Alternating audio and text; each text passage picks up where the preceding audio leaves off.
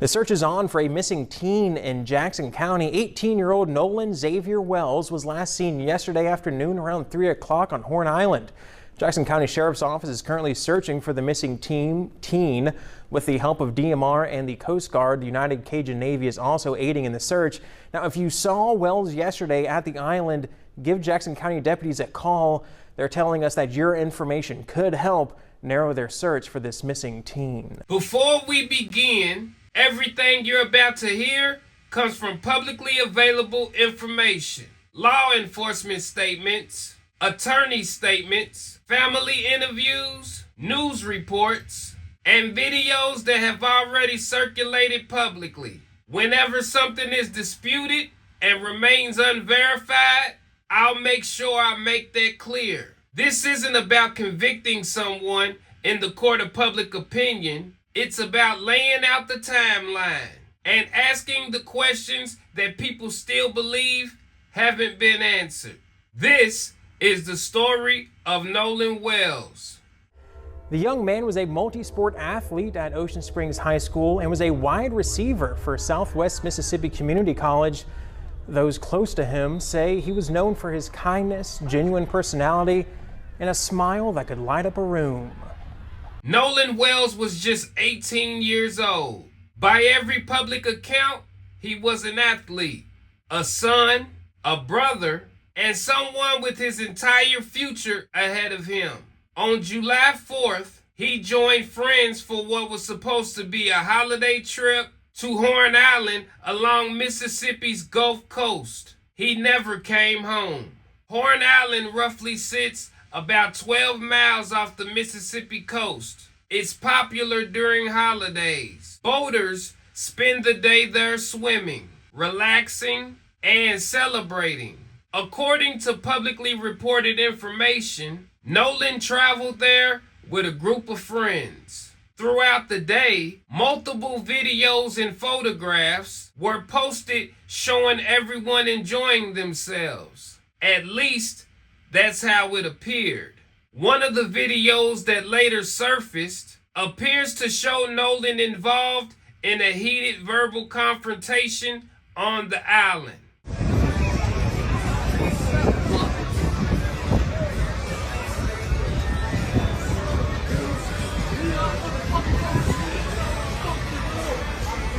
The clip has now circulated widely online.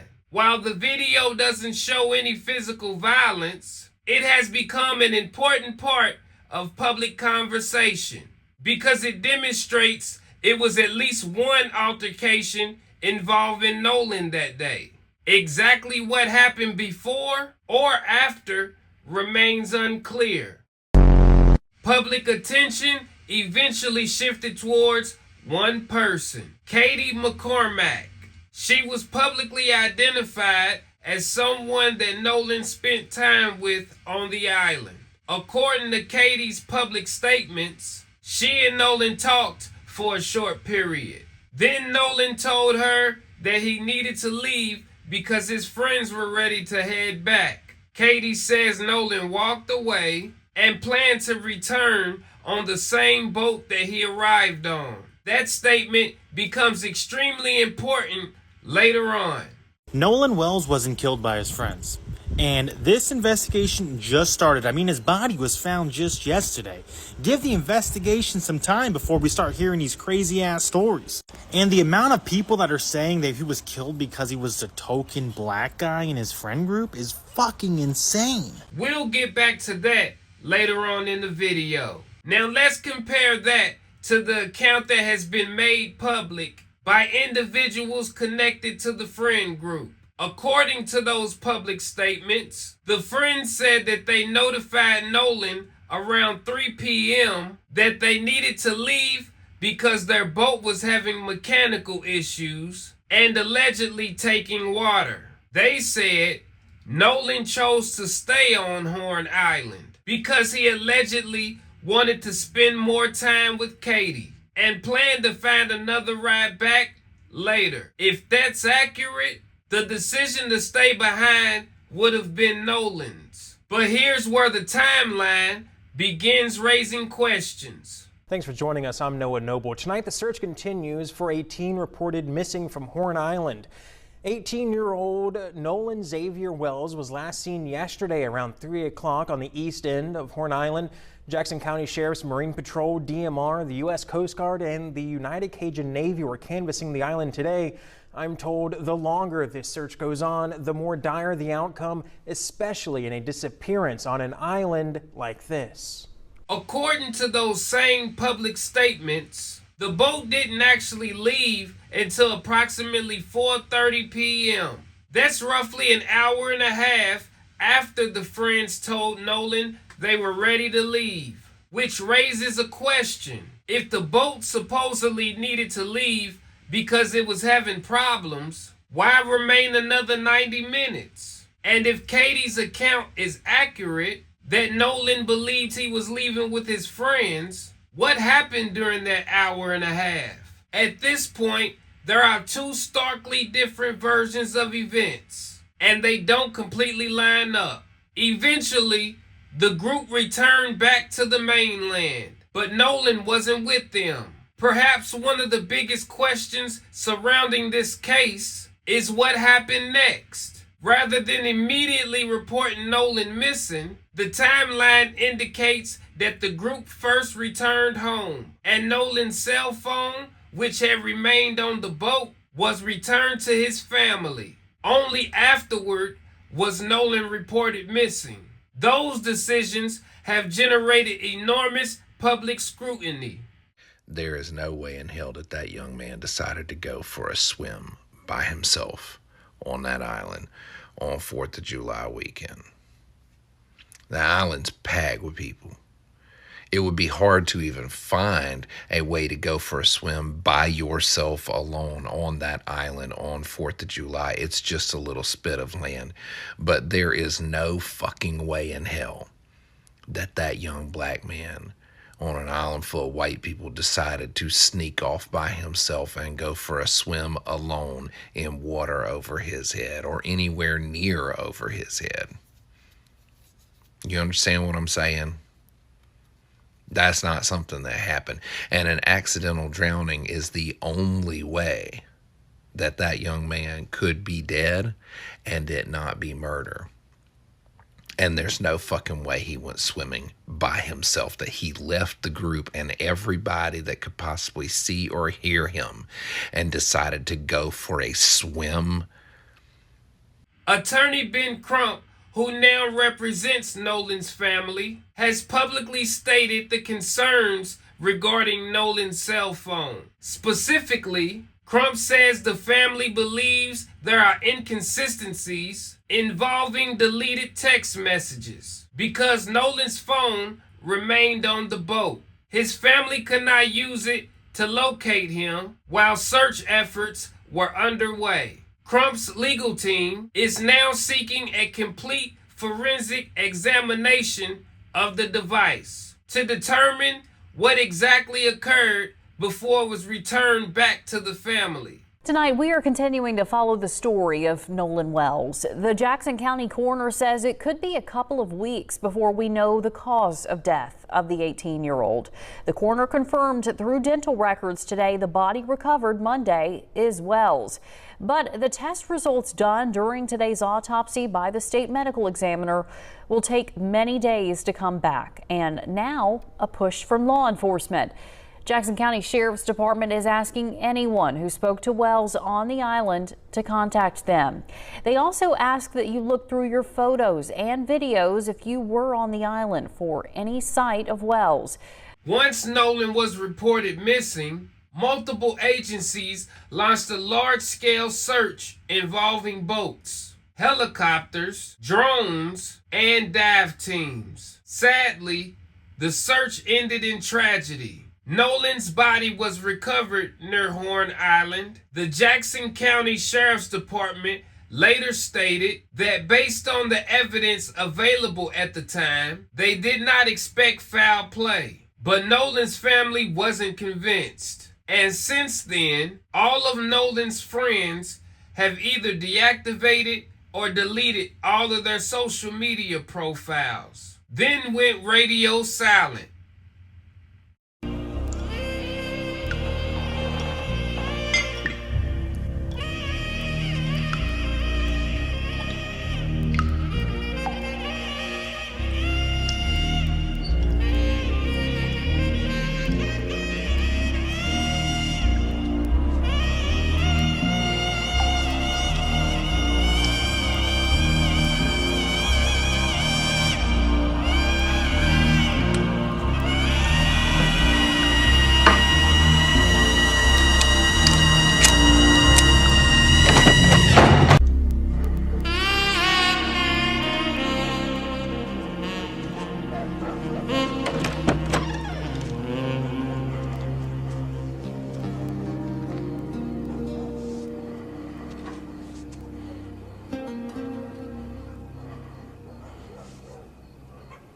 civil rights attorney Ben Crump announced that he will be representing Nolan's family. Also announced today, civil rights lawyer Ben Crump says he is representing the family, saying in part, quote, "They deserve the truth. We will not rest until every fact about what happened to Nolan on Horn Island is brought to light." And almost immediately, according to Crump, the family wanted an outside forensic review because they lacked the confidence that the official process alone would not answer every question surrounding Nolan's death. That independent examination is expected to take place in Washington, D.C.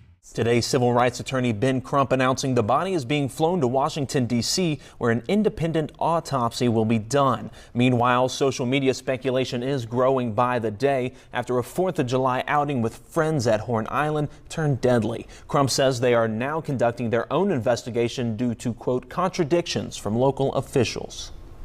The fact that they continue to tell the family that we don't see any evidence of any foul play, even though you have students who recorded an altercation while they were on the boats, argument where you had Nolan and somebody yelling at one another on the boat. So that's an issue. They are conflicting. She's saying he went and got on the boat. They saying he didn't get on the boat. So which is it? And all we know is Nolan is dead.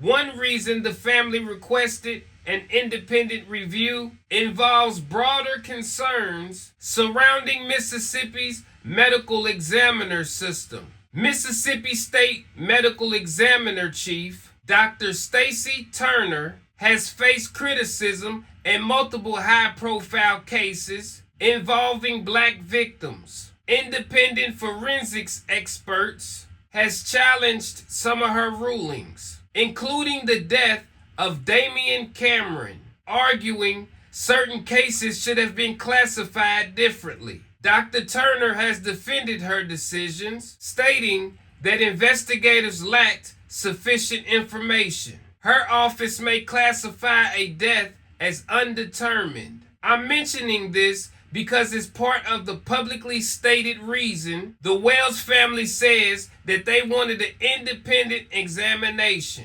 It does not mean those criticisms apply to Nolan's case. So the autopsy for Nolan Xavier Wells will be done by... I'm Stacy Turner, and I'm the Chief Medical Examiner of the state of Mississippi. But the problem with this Chief Medical Examiner is that Dr. Stacy Turner may have mislabeled other black men's causes of death. So I was looking into Mississippi Free Press, and experts pointed out that she labeled other causes of death as undetermined, despite evidence to the contrary. So in the summer of 2021, a body was delivered to the medical examiner's office, crime lab in Jackson, Mississippi, right? He died after a struggle with police. His face was swollen, he was bloodied, and he was bleeding from his neck. It was some witnesses that described seeing two deputies kneeling on him for more than 10 minutes. Yet Ms. Turner here labeled the manner of death as undetermined, which that type of decision will call off any further investigations. And it said here that both of the officers returned to work. So, yeah.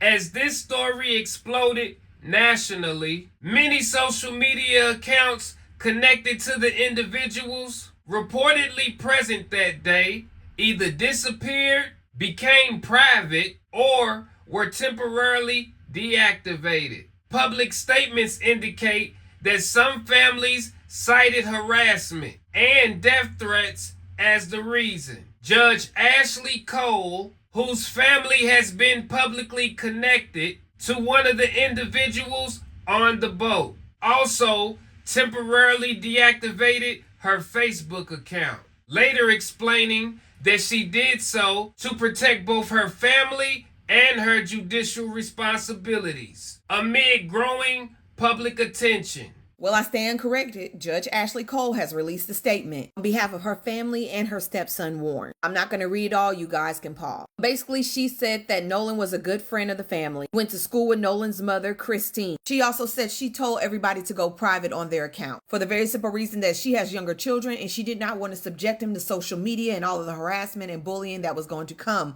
with Nolan's unaliving. She said her and her husband were not at Horn Island on the 4th and that none of them are trying to impede on the investigation. That Warren was interviewed at Jackson County Sheriff's Department and cooperated fully. He saw Nolan last at 3 p.m. on July 4th. They left around 4:30 when the boat was taking on water and they had issues with the pump. She said Nolan made the decision to stay on the island and return inland later with another group of friends. Now, the guy to the far left of the screen, that is Warren. On top of that, Warren's mother made a statement. She basically said the same thing. We're all distraught. We're all hurt. That people's information is not right. Another boy by the name Wyatt asked Nolan to get on the boat several times, but Nolan said he wanted to stay behind with Katie. She said Warren doesn't even own a boat. Once again, the boat was taking on water and it had to be towed to shore. She also said her son had nothing to do with it and he was the first one to notice that Nolan was missing when they got back to the house. They called his mother and the Coast Guard. The only thing that confuses me about this, Katie told her mother, and I quote, Katie assumed that the friends telling him to get on the boat wouldn't leave him. Warren's mother said Nolan wanted to stay with Katie. So who's the last one to actually be with Nolan? If Katie didn't stay, his friends didn't stay. Was he left there on the island by himself? I'm just raising questions. That's all I got for now. Like many high-profile cases, misinformation spreads quickly. One viral video online claims to show Nolan Wells. One viral video circulating online claims to show Nolan Wells. It doesn't. Find a way. Hey. Hi. Yeah, they think I'm about to go back, but I can't. Bro, you have a life jacket. I'm gonna die. Standing right Hold now. on to the You back have to of the go. board. I'm just trying to get over there. Get over there. We can get We you. taught him how to swim. Oh, so I can just like hold on to the back of the board. There you go. Thank you. What's your name? Huh? What's your name? Oh, my name is Marquise. But everybody calls me Mark because I go to like Denellen. Are you okay? Are you okay? Are you okay? Yeah. Okay. The individual shown has an entirely different name. Facts matter, especially in cases like this. So before sharing any video, make sure it's actually connected to the investigation. Today, the investigation continues. Katie McCormack has publicly stated that she is cooperating with investigators. The individuals that were with Nolan had reportedly retained counsel. The Wells family continue to push for answers. An independent autopsy has been requested. Questions remain regarding the phone. Questions remain regarding the timeline. Questions remain what happened during those final hours at Horn Island.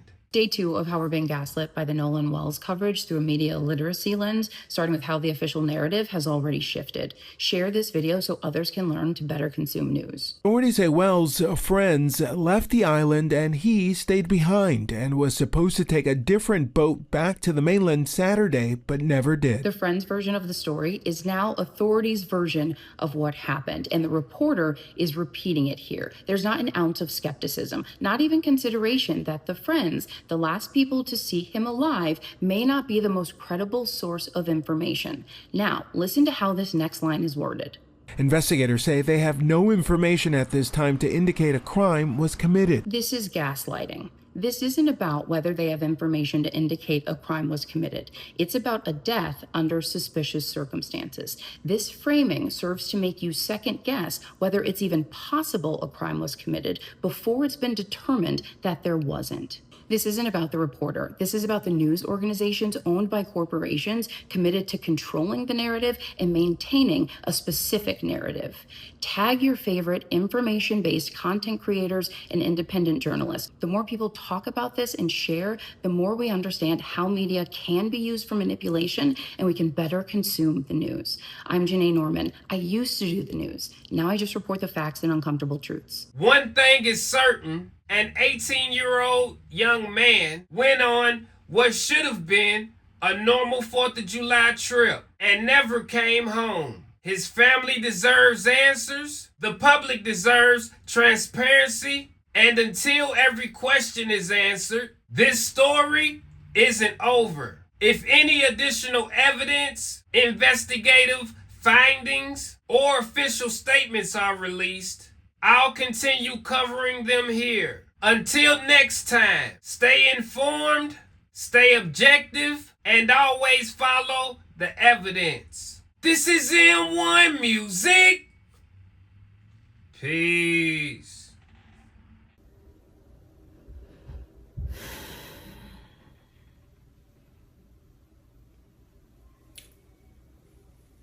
Stop killing our children, son of a bitch. We don't care if you think you're rich. We love our children and the color of their skin, and we're getting tired of being called as the next of kin. You twisted monsters are going too far. Don't you know your own children will suffer if you keep magnifying this civil war? The people are becoming more and more empowered. You can hide your face, but not your soul, coward. Once again, we love our children and the color of their skin.